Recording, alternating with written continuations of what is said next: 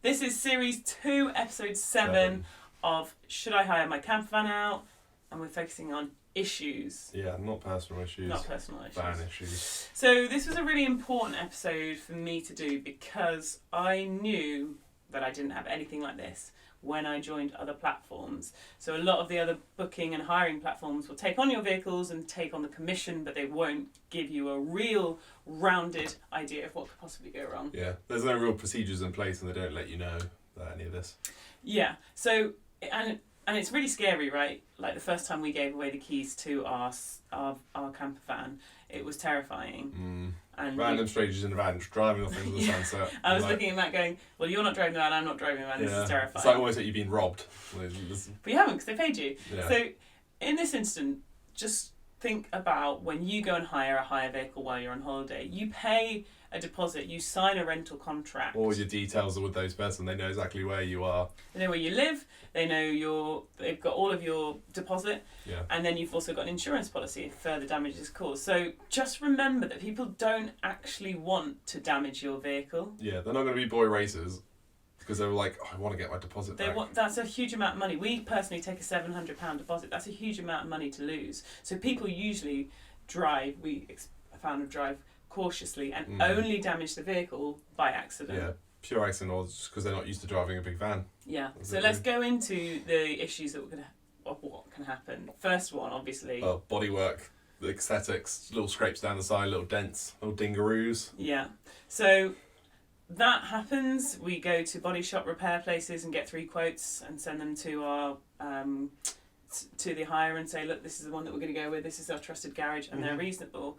And we don't tend to have any issues with that. We have had one person, but I'm going to talk about that in episode 9 where I talk about our worst hirer. It's well worth a watch. That's a fun, juicy one. Yeah, make sure you watch that one. Juicy one. So, but bodywork's easy. Bodywork. If it's a big enough dent, they'll try and pull it back out. But body fill, paint, done, out of the deposit. Brand new. And especially because it's an aesthetic, as long as you explain it to the people that are upcoming saying, sorry, I couldn't get it fitted in to get, repaired, let me chuck in this add-on for free. So we usually chuck in like a free add-on, like a projector or something to say, sorry about this, it's not as pretty as he should be, but we wanted you to have the hire rather than cancel the holiday. Basically, yeah. So bodyworks, it is annoying when you get scraped on that, but it's the easiest repair, especially if it is just a little bit of metal dinked. Yeah. Super quick fix. Flat tyres. Oh yeah, it has happened a few times, and annoyingly, the last people couldn't do the. Yeah, we made a mistake. Yeah, all the hands up. Yeah, we did the all-terrain tyres, but didn't do the spare. We only had 4 all-terrain tyres, and the spare wasn't. Turns out you need matching tyres on the same axle, so you can have 2 front and rear, but not either side. So basically, when the breakdown cover people came, they were like, "Well, we can't fit this other tyre." So that was our fault, and that's one of the things that on the course I want to get across. You can learn from all of our mistakes so that you don't have to go through this, because we, compensate those guys because they had to wait around. There's no point everyone stressing about the same issue when we've done it. Exactly. Learn from our mistakes. Yeah. So there's flat tyres, but the breakdown repair people will cover that. Yeah. Things going missing inside. We've had about 4 teaspoons posted back to us, and I think that shows how lovely our hires are. That they're like, I've got a teaspoon, I'll post it back. You're like, oh, that thing I ordered off Amazon is finally here. Ah, no, another teaspoon. Yeah. So we've had teaspoon theft, which is, killing our bottom line. Criminal. It's a criminal offence in England. All that tea. The other issues that you can get are speeding tickets, parking fines, and people bringing the vehicle back either late or underfueled. So when you look at speeding tickets, parking fines, it usually comes to you, and it's quite scary because you're like, oh my gosh. Register keeper, done. I'm the registered keeper. Open it up, and on the bottom of the form, it usually says, were you hiring this vehicle out? Was this you driving? And you say, no, it wasn't. It was this person. So then we charge an admin fee for doing that. We don't pay the parking fine. The parking fine gets rerouted to the naughty driver. If anything, we make money from it. And well, it takes me, time to fill that in and post it off. We charge for that, and that's taken out of the deposit.